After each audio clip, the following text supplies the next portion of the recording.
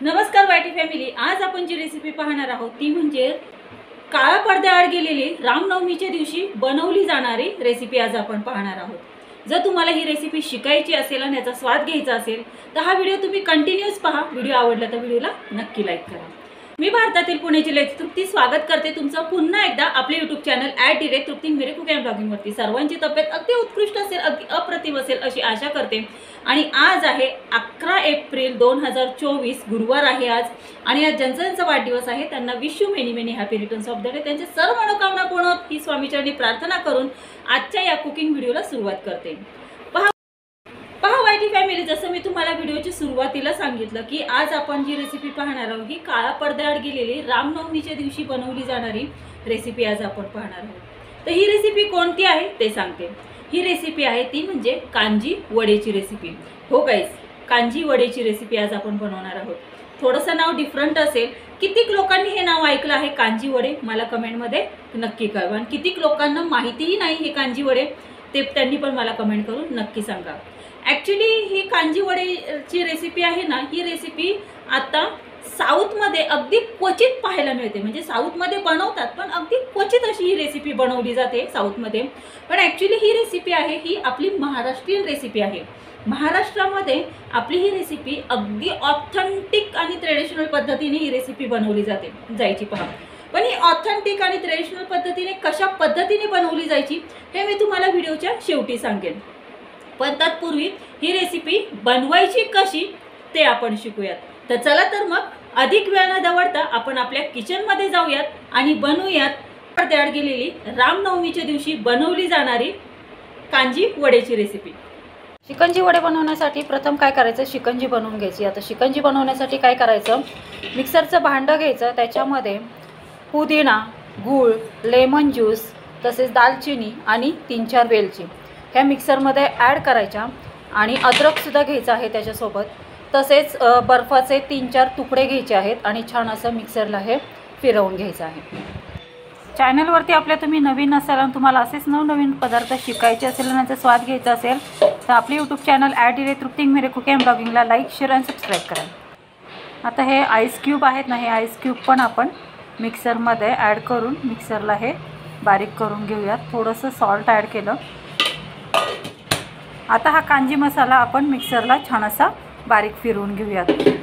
1-2 वेळा छान असं मिक्सरला फिरवून घ्यायचं आणि त्याला नंतर आहे ना लिक्विड फॉर्ममध्ये आणायचं आहे। म्हणजे अजून थोडंसं आता प्रथम आपण हे फिरवून घेतलं ना हा कांजी मसाला। आता काय करायचं आहे, आपण एकदम चिल पाणी, एकदम बर्फासारखं पाणी आहे ना ह्या मसाल्यामध्ये ॲड करून लिक्विड फॉर्ममध्ये हा मसाला आणायचा आहे। तर अशा पद्धतीने हे लिक्विड फॉर्ममध्ये अशी कांजी मसाला आपला तयार झालेला आहे। आता हा लिक्विड फॉर्म कांजी मसाला आहे ना आपण एका बाउलमध्ये काढायचा। ज्या मिक्सरच्या भांड्यात आपण कांजी मसाला फिरवला त्याच मिक्सरच्या भांड्यात थोडंसं पाणी ॲड करून त्या कांजी मसाल्यामध्ये ॲड करून छान असं पातळ बनवून घ्यायचं। आणि त्याच्यानंतर मिक्सरमध्ये आपण उडदाची डाळ छान अशी बारीक करून घेणार आहोत। ही उडदाची डाळ बारीक करताना त्याच्यामध्ये सॉल्ट, कोथिंबीर, मिरची, जिरं ॲड करायचं आहे आणि छान मिक्सरला बारीक पेस्ट करून घ्यायची आहे। तर चला आता आपण उडदाची डाळ छान अशी मिक्सरला बारीक करून घेऊया। उडदाची डाळ आता आपण बारीक करून घेतलेली आहे। तर आता ती एका बाउलमध्ये काढायची, छान अशी फेटायची। अशा पद्धतीने ही उडदाची पेस्ट आपण छान अशी फेटून घेतल्याच्यानंतर कढई ठेवायची आहे गॅसवरती। त्यामध्ये तेल ॲड करायचं। तेल गरम झाले की त्यामध्ये हे उडदाचे वडे छान असे छोटे छोटे तळून घ्यायचे आहेत।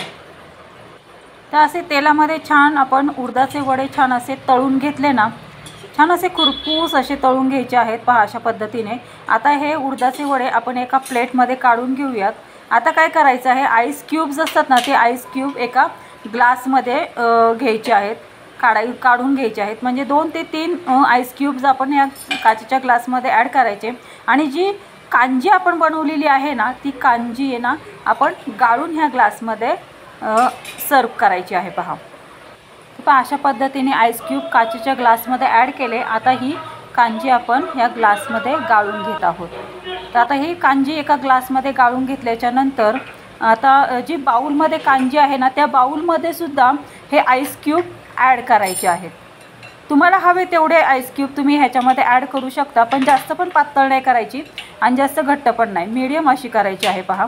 आता हे सर्व आईस क्यूब बाउलमध्ये ॲड केल्याच्या नंतर आपण जे तळलेले जे वडे आहेत ना, ते तळलेले वडे ह्याच्यामध्ये ॲड करायचे आहेत आणि ह्याला आहे ना 2 ते 3 मिनटं छान असे मुरून द्यायचे आहेत।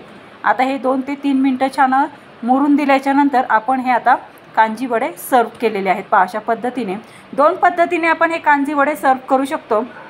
एक तर कांजीमध्येच वडे असे डीप भिजवून तुम्ही वडे सर्व करू शकता, किंवा एका ग्लासामध्ये कांजी आणि एका प्लेटमध्ये वडे, अशा पद्धतीने सुद्धा तुम्ही हे सर्व करू शकता। मी दोन्ही पद्धत दाखवलेली आहे पहा तुम्हाला इथे, कशा पद्धतीने तुम्ही हे कांजी वडे सर्व करू शकता। तर गाईज, कशी वाटली तुम्हाला आजची ही काळा पडद्याआड गेलेली रामनवमीच्या दिवशी बनवली जाणारी कांजी वडेची रेसिपी? आवडली का तुम्हा सर्वांना? मला कमेंटमध्ये नक्की कळवा। तर पहा गाईज, अशा पद्धतीने ही कांजी वडेची रेसिपी बनवली जाते। आता ही कांजी वडेची रेसिपी ऑथेंटिक पद्धतीने कशी बनवली जाते ते मी तुम्हाला सांगते। पहा, पूर्वीच्या काळी काय होतं, हे काय पूर्वीच्या काळी मिक्सर वगैरे असं काही नव्हतं, वरवंटा पाटा हा होता। तेव्हा पूर्वीच्या काळी लोक काय करायचे, आपण जो मिक्सरमध्ये कांजीचा मसाला बनवला ना, हा कांजीचा मसाला आहे ना वरवंट्या पाट्यावरती वाटायचे।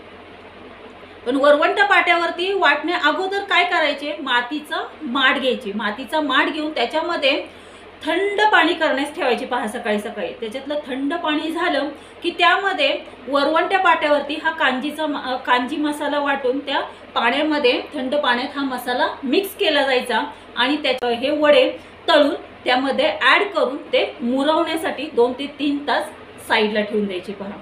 अशा पद्धतीने ऑथेंटिक आणि ट्रेडिशनल पद्धतीने पूर्वीची लोक हे कांजी वडे बनवायचे। आता माझ्याकडे वरवंटा पाटा नव्हता आणि माठ नव्हता, त्याच्यामुळे मी हे कांजी वडे तुम्हाला अशा पद्धतीने बनवून दाखवले। तर गाईज, कशी वाटली तुम्हाला आजची ही काळा पडद्याआड गेलेली रामनवमीच्या दिवशी बनवली जाणारी कांजी वडीची रेसिपी? आवडली का तुम्हा सर्वांना? मला कमेंटमध्ये नक्की कळवा। कमेंटमध्ये कळवण्याआधी नक्की घरी पण तुम्ही ही रेसिपी बनवून पहा, याचा स्वाद घेऊन पहा आणि मग मला कमेंटमध्ये कळवा की आज आपण ही काळा पडद्याआड गेलेली रामनवमीच्या दिवशी बनवली जाणारी कांजी वडीची रेसिपी तुम्हाला कशी वाटली ते।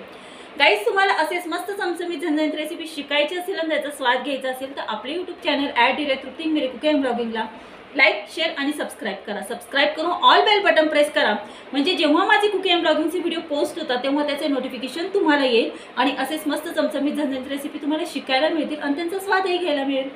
धन्यवाद, हॅव अ गुड डे। भेटूयात आपण अशाच नवीन रेसिपी सोबत नवीन कुकिंग एंड ब्लॉगिंग व्हिडिओमध्ये। तोपर्यंत सर्वांनी तब्येतीची काळजी घ्या, मस्त खा आणि स्वस्थ राहा। Bye bye.